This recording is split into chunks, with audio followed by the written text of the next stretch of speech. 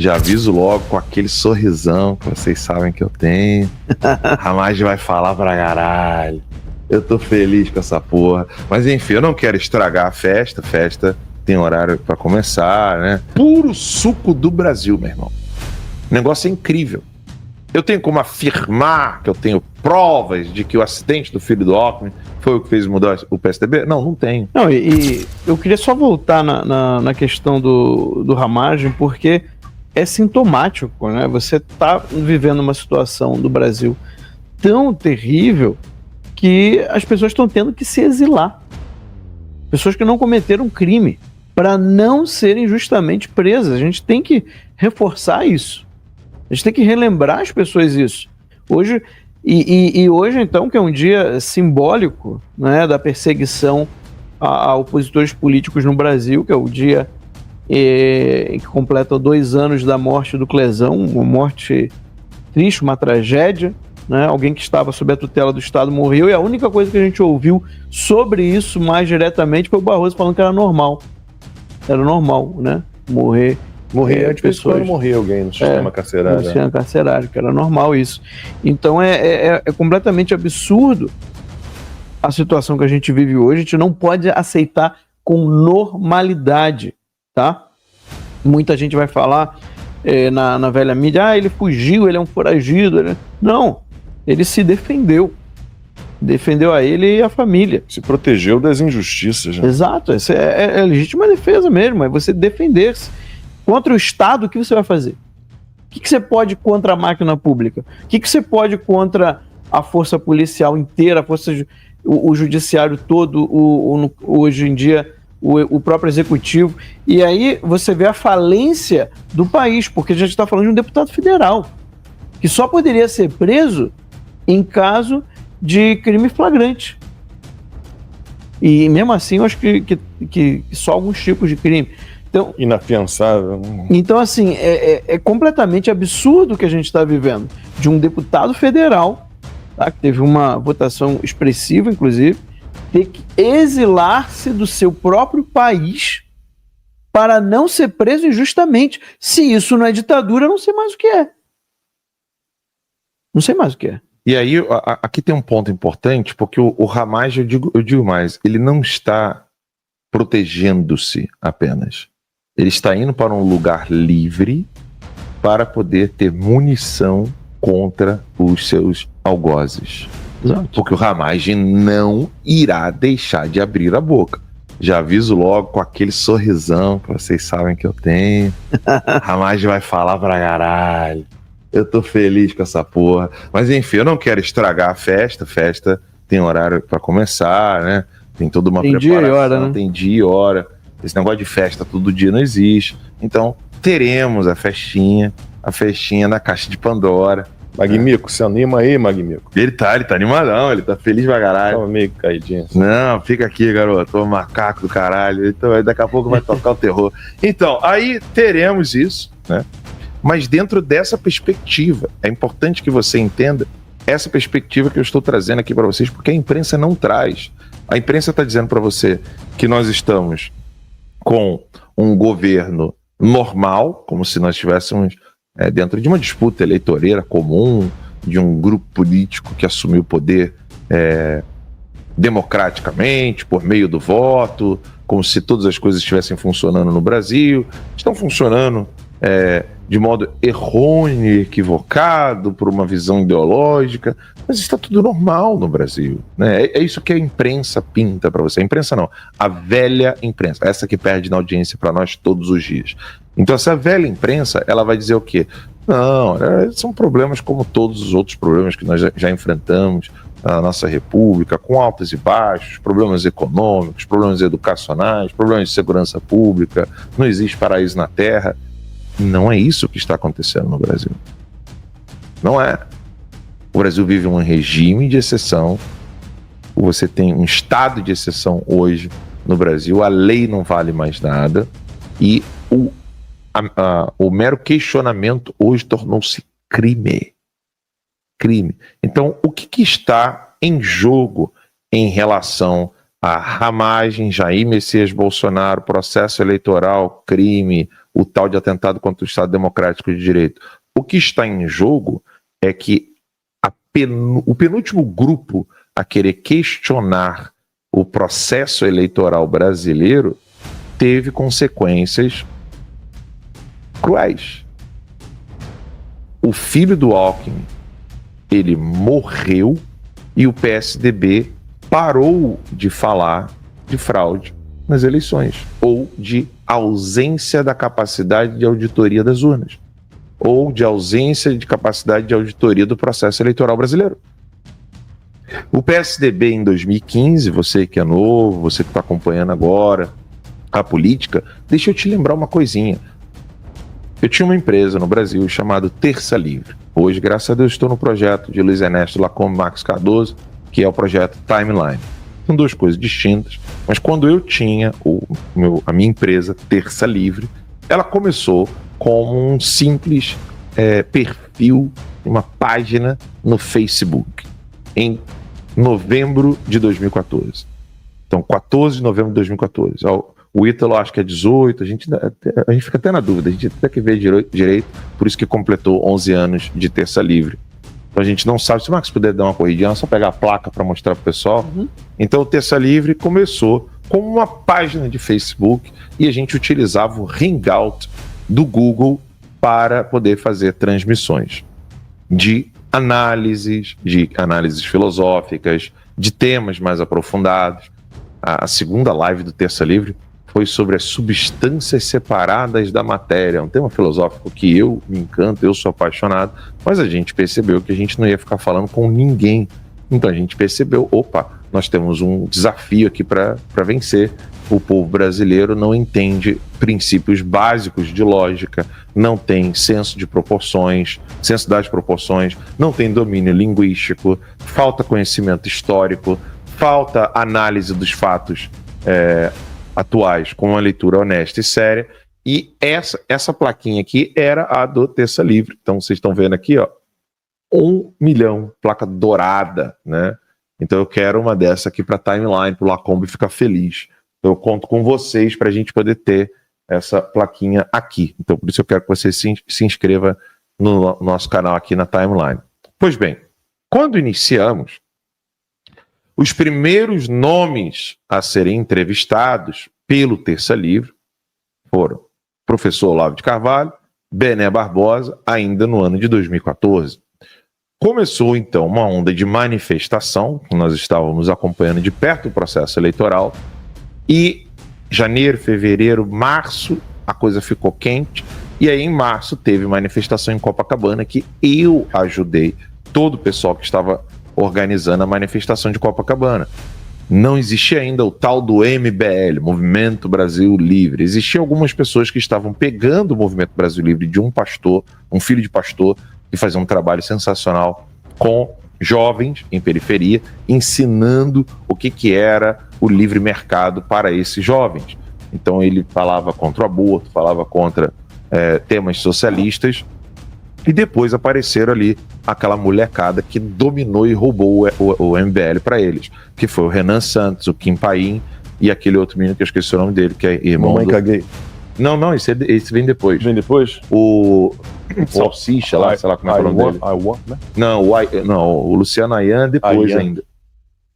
E eles começaram, com a ajuda do Alexandre Borges, que eu acho que hoje está na CNN, não sei. Acho que foi pro UOL agora. Pro UOL. Ele sempre está num negocinho pequeno assim, porque ele não consegue ter um emprego nem um programa de audiência, o Alexandre Borges. O Alexandre Borges era dessa galerinha liberal, lá do Rio de Janeiro. José Ribeiro. Isso, eu falei Kim Kataguiri, Renan Santos. Um outro antes. E tem um outro lá que eu esqueci o nome dele. Enfim, isso aqui não é tema importante.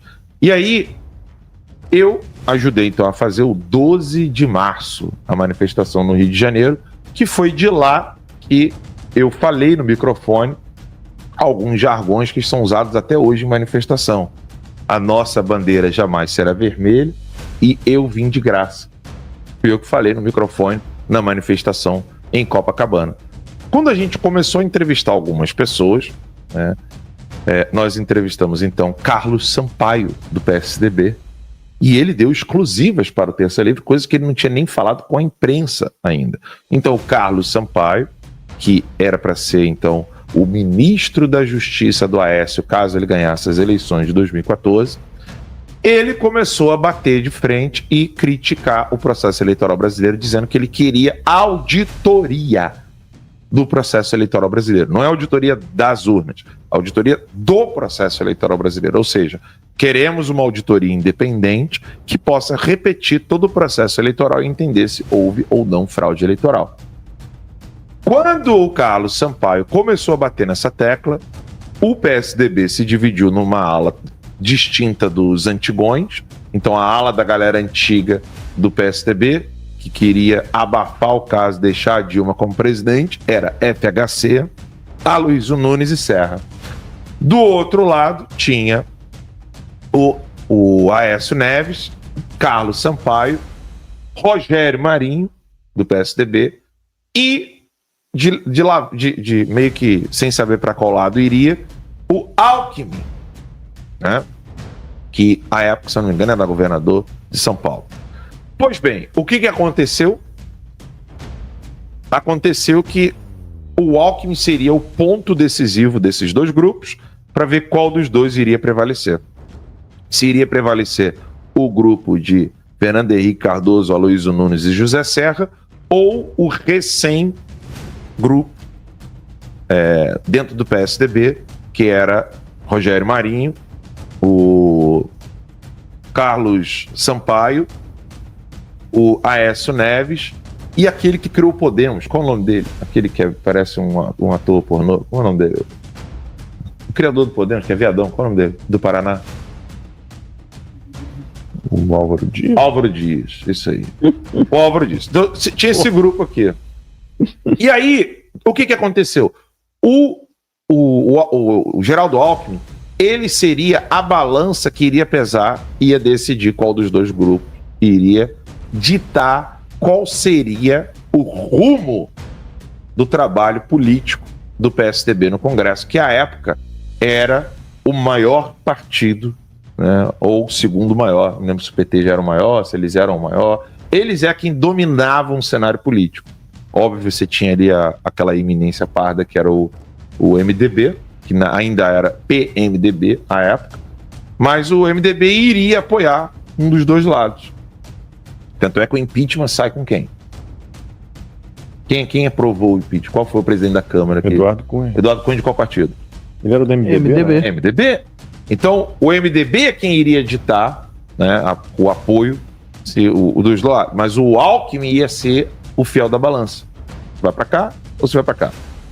E aí, o PSDB, então, já estava decidido de criticar urnas eletrônicas, criticar não a urna em si, mas a urna de tal ano, como é que funciona isso aqui, você tem como ter comprovante disso, comprovante daquilo, porque o pedido de impressão do voto da urna eletrônica veio do PT. O PT, em tempos idos, era quem criticava as urnas eletrônicas. Por quê? Quem dominava o processo era quem? MDB, PSDB. Sim. O STF estava na mão deles, o TSE estava na mão deles, o PT estava ainda dominando os outros poderes, legislativo e judiciário. Até então, o PT estava naquela escalada de aumento de poder do executivo, ministérios, estatais, etc., meios de comunicação. Quando acontece, então, do nada, o acidente do filho do Alckmin, do nada o PSDB fala, não tem mais problema com urna, não tem mais problema com voto, não tem mais problema com nada. Acabou! Morreu! Vamos falar de impeachment, porque houve crime de responsabilidade.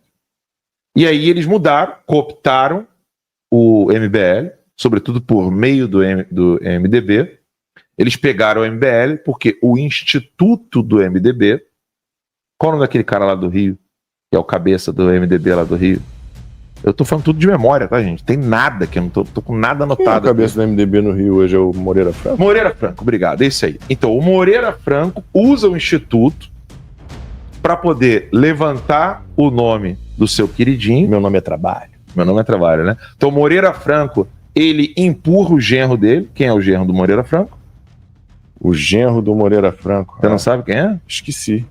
Ele o foi... Nhonho, pô. Hã? O Nhonho. O Rodrigo Maia? Uhum. Aí ele... Diga. O Moreira Franco Você foi genro... Ele era casado com uma neta do Getúlio Vargas, não é? É, um negócio assim. Ele tem alguma relação ali. Eu não me lembro agora se qual é o nome dele mesmo? O Nhonho. Do Nhonho? Rodrigo Maia.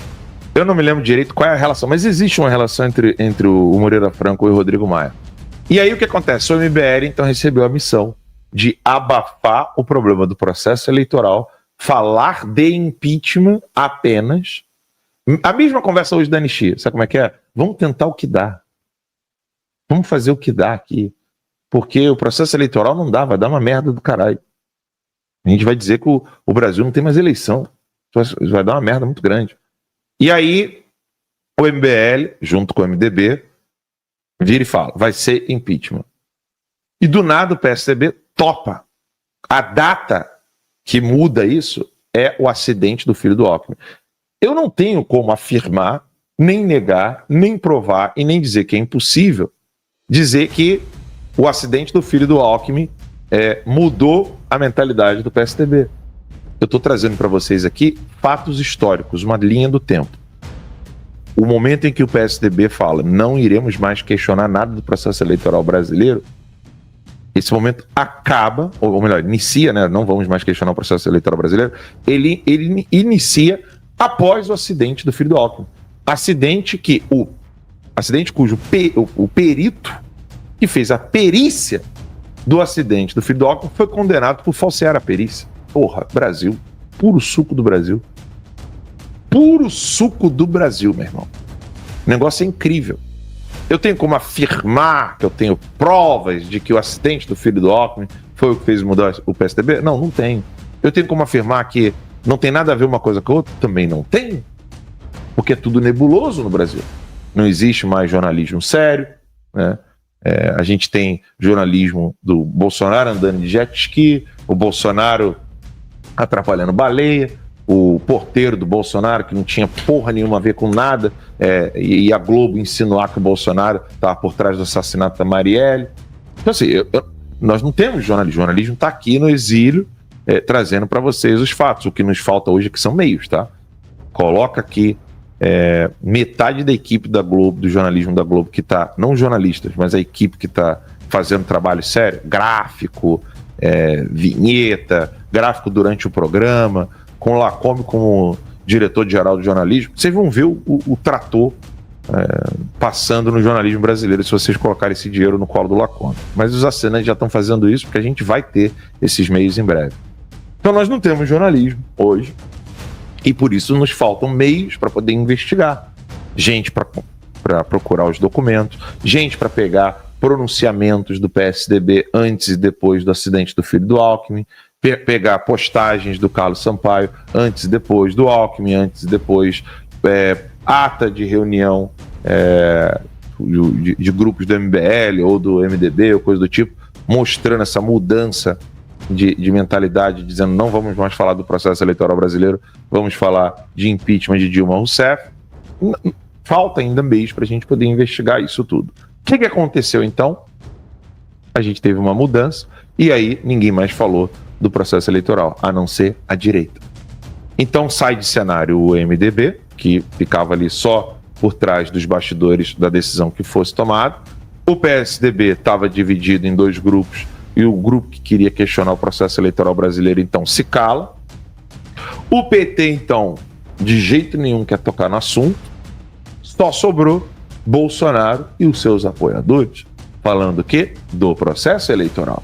E aí começa então Bia Kicis, ainda nem era candidata nem nada, Bia Kicis participando do Terça Livre, ela tinha um programa junto com Luiz Felipe de Orleans e Bragança, eles dois não eram deputados federais, eles tinham um programa no Terça, e eles começaram a fazer trabalhos com vários outros grupos para mostrar o quê? Opa, nós temos problemas aqui que precisam ser questionados, o TSE precisa ser questionado. Bolsonaro abraça esses projetos, começa a questionar. O Bolsonaro criou um projeto de lei para a impressão do voto na urna eletrônica, ou seja, para ter ali. O TSE fala que vai cumprir, passa no Congresso. O TSE fala que vai cumprir, que nas próximas eleições, então, dá para fazer isso, do nada muda de opinião. E aí vem as eleições de 2018, onde o Bolsonaro é esfaqueado e quase morre. O número de apoio do Bolsonaro foi tão grande que foi o que aconteceu aqui nos Estados Unidos no ano passado. A frase "too big to rig", ou seja, grande demais para fraudar. O cálculozinho que eles utilizavam para poder maquiar, que é aquele famoso 51 contra 49, né? 52 contra 48%. E essa maquiagem que eles utilizavam não deu para usar em 2018. Não deu. E aí o Bolsonaro questionou de novo, aí agora tem esse troço todo aí. Porque tudo que está rolando envolvendo Hamas, Bolsonaro, etc., foi o Bolsonaro conversar com os embaixadores sobre o processo eleitoral, dizendo que tem investigação que está até hoje parada, etc, etc. E só para explicar que essa reunião do Bolsonaro com os diplomatas, né, com os embaixadores em Brasília, ela foi uma resposta a uma reunião anterior do Edson Fachin com estes mesmos diplomatas. Bem lembrado, bem lembrado. Linha do tempo, só para não esquecerem disso. O Bolsonaro não chamou os diplomatas do nada, né? É que o Edson Fachin foi lá e apresentou um sistema, né? A gente viu, quando foi anteontem, que a Cloudflare caiu, que todos os sistemas do mundo, né, são terrivelmente vulneráveis, mas o do TSE não é. É o único infalível no mundo inteiro. O Edson Fachin foi lá e disse aos diplomatas, não tem como, o troço é perfeito, é o único perfeito do mundo. Aí o Bolsonaro se sentiu na obrigação de dizer, não é bem assim. E aí... E trouxe o inquérito, né? Comentou levemente do inquérito. Aquele hacker que ficou 7 meses ali passeando pelo sistema do TSE. 7 meses. 7 meses. Aí, olha o que curioso. Você não tem violação dos sistemas eletrônicos, por exemplo, ou sistemas digitais de China, Coreia do Norte, Cuba e Brasil. Qual o padrão que você em casa está vendo? Como é que você tem invasões a Cloudflare nos Estados Unidos? Como é que você tem apagões na Europa? Mas na Rússia ninguém nunca conseguiu fazer ataque cibernético? Na China ninguém nunca conseguiu fazer ataque cibernético? Ou se faz o negócio nem é noticiado? Na Coreia do Norte, então, tampouco. Ninguém nunca conseguiu nem invadir o negócio. Se invadiram, ninguém comentou nada. Por que o padrão é sempre esse? Só os países ditatoriais é que são imunes a ataques. Porque, óbvio, ou eles são os mandantes dos ataques, ou eles têm amizade com quem faz os ataques. Tertio non datur, né? A frase em latim, né? Não há uma terceira opção. Pois bem. A gente está vendo que o delegado Ramagem deu no pé, né? Foi se exilar nos Estados Unidos, e tudo indica que parece que tem uma mãozinha dos Estados Unidos, o Marco Rubio e o Trump. É isso que tudo indica, porque ele tinha seu visto cassado pela Polícia Federal de Alexandre de Moraes. Como é que ele pode sair assim? Então ele foi, não sozinho, mas com toda a sua família, andando tranquilamente, em imagens aqui no X que a gente viu. Ele bem tranquilo, passeando em Miami, numa residência. Então, tudo indica que existe uma estratégia Trump. Só que jamais a imprensa brasileira, como a gente já sabe, e a imprensa brasileira não noticia a verdade para os brasileiros. É tudo fake, sua grande maioria. E ele teve os Estados Unidos fazendo essa estratégia com ele. Por isso que a Polícia Federal fica o dia inteiro na casa de Bolsonaro, para que isso não aconteça também com o Bolsonaro. Essa é a minha opinião. Mas o Bolsonaro realmente não quer sair do Brasil. Mas os outros não querem ser presos injustamente por não ter cometido crime algum, né? Esse fantasioso golpe, esse inquérito fajuto, que de direito não tem nada. Então, a explanação aqui, né, é essa. É tudo forjado, e parece que o Ramagem, ele vai colocar a boca dentro do trombone para jogar essa sujeira que está debaixo do tapete para a população brasileira daqui a uns dias, daqui a um tempo. Tudo está se articulando. O primeiro a cair é Maduro, depois Petro já foi sancionado com a lei Magnitsky, o Banco Master parece que o dinheiro foi apreendido por Trump pelos Estados Unidos, por isso que o Banco Master quebrou, que tudo indicava que o Banco Master, o cabeça, era Alexandre de Moraes, dentre outras autoridades e políticos aqui do Brasil, e eles estão desesperados. E hoje aparece essa cena do delegado Ramagem passeando em Miami. Então muitas coisas irão acontecer nos próximos dias. É um quebra-cabeça, mas a imprensa vem escondendo a verdade, mas vai chegar um momento que ela não vai poder mais esconder. As coisas vão explodir do valão e todo esse esgoto, essa sujeira, vai parar no ventilador e todo mundo vai ficar sabendo da verdade. Então vamos aguardar as cenas dos próximos. Chegou a hora do nosso cafezinho. Café Patriota, o melhor café do Brasil. É um café delicioso que está aqui na descrição do vídeo. Está aqui os links da loja da Shopee, e nós somos aqui representantes, né, afiliados da marca desse café, porque é um café patriota com sabor exclusivo. Café tradicional, tem o café forte, tem o café gourmet, direto de Minas Gerais. É o melhor café que temos aqui nas redes sociais. Está disponível aqui, os links abaixo, quer dizer, na loja abaixo. E com isso você vai estar ajudando o nosso canal, uma monetização, vamos assim dizer. Trazemos produtos de qualidade que já investigamos, já vimos toda a idoneidade desses empresários. E estão aí por detrás patriotas trazendo um produto de alta qualidade. É o Café Patriota. Experimente, compre e o frete ainda é grátis para todo o Brasil. Um grande abraço. Alexandre da Medsa News. Nos ajude a chegarmos a 50 mil inscritos, compartilhando esse vídeo para um amigo, até mesmo inimigo. E não se esqueça de se inscrever no nosso canal.